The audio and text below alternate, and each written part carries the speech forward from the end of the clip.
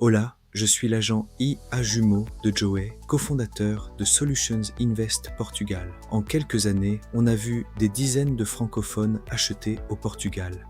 Et les mêmes erreurs reviennent, presque toujours les mêmes. Aujourd'hui, je vous les liste sans détour pour que vous puissiez les éviter. Acheter au Portugal, ce n'est pas comme acheter en France ou en Suisse. Le marché est différent, les règles sont différentes, la fiscalité est différente. Et quand on plaque ces réflexes d'acheteurs français ou suisses sur un projet portugais, on tombe dans des pièges qui peuvent coûter cher. Voici les 5 erreurs qu'on voit le plus souvent. Si vous préparez un projet, posez-vous la question pour chacune d'elles. Erreur numéro 1. Acheter sans vérifier la licence de location. Beaucoup achètent un bien en rêvant de le louer sur Airbnb et découvrent après la signature qu'ils n'en ont pas le droit. Au Portugal, la location saisonnière dépend d'une licence, l'alojamento local. Et dans plusieurs communes, à Lisbonne, Porto ou en Algarve, plus aucune nouvelle licence n'est délivrée. Vous pouvez donc acheter un magnifique appartement et vous retrouver bloqué. Cette vérification se fait avant l'achat, jamais après. On en a parlé en détail dans une vidéo dédiée à retrouver sur la chaîne. Erreur numéro 2. Sous-estimer le vrai coût total. Le prix de l'annonce, ce n'est jamais ce que vous payez. Au-dessus, il y a la taxe d'achat, le notaire, l'avocat ou mieux, l'accompagnement, qui est quasiment incontournable pour un acheteur étranger. Comptez en moyenne 7 à 8% de frais en plus du prix. Sur un bien à 300 000 €, ça fait plus de 20 000 € de plus. Beaucoup l'oublient au moment de calculer leur capacité d'achat et se retrouvent à court de trésorerie au moment de signer. Erreur numéro 3. Construire son projet sur une fiscalité périmée. Pendant 10 ans, le célèbre régime RNH a attiré les retraités et expatriés. Beaucoup préparent encore aujourd'hui leur installation en croyant que ce régime existe toujours pour eux. C'est faux.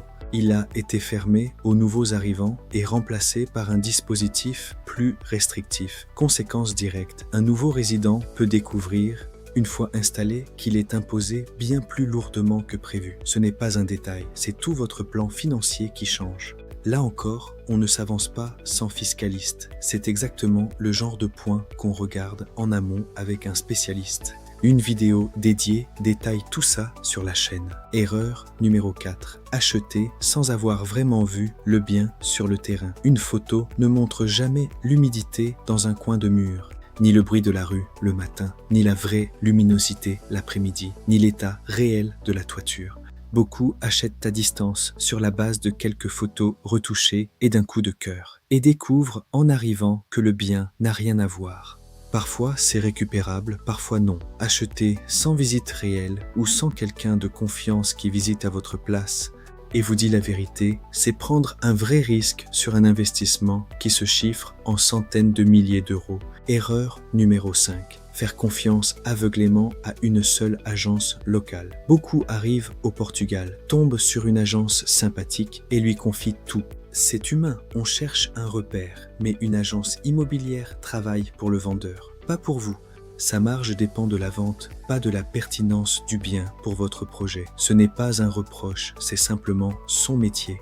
Le problème, c'est que, sans contre-pouvoir indépendant, vous n'avez personne pour vérifier que le prix est juste, que le bien n'a pas de problème caché, que le quartier vaut vraiment ce qu'on vous en dit. Et vous signez sans le savoir.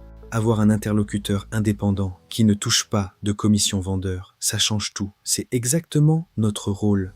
Ces 5 erreurs ne sont pas des cas extrêmes. On les voit semaine après semaine dans les projets qu'on récupère, parfois trop tard pour les éviter. La bonne nouvelle, c'est qu'elles sont toutes évitables, à condition de les connaître et de s'entourer correctement. J'aimerais avoir votre avis. Sur ces 5 erreurs, laquelle vous paraît la plus dangereuse ou laquelle vous auriez peut-être risqué de faire? Dites-le en commentaire avec le numéro, ça m'intéresse vraiment de voir où sont les vraies préoccupations. Et si vous avez un projet au Portugal et que vous voulez le construire en évitant ces pièges, parlons-en. Le premier appel est gratuit et sans engagement. Abonnez-vous aussi à notre chaîne. On y partage des conseils concrets sur l'investissement, mais aussi sur la vie de tous les jours au Portugal, les démarches, le quotidien, ce qu'on aurait aimé savoir en arrivant. À très vite.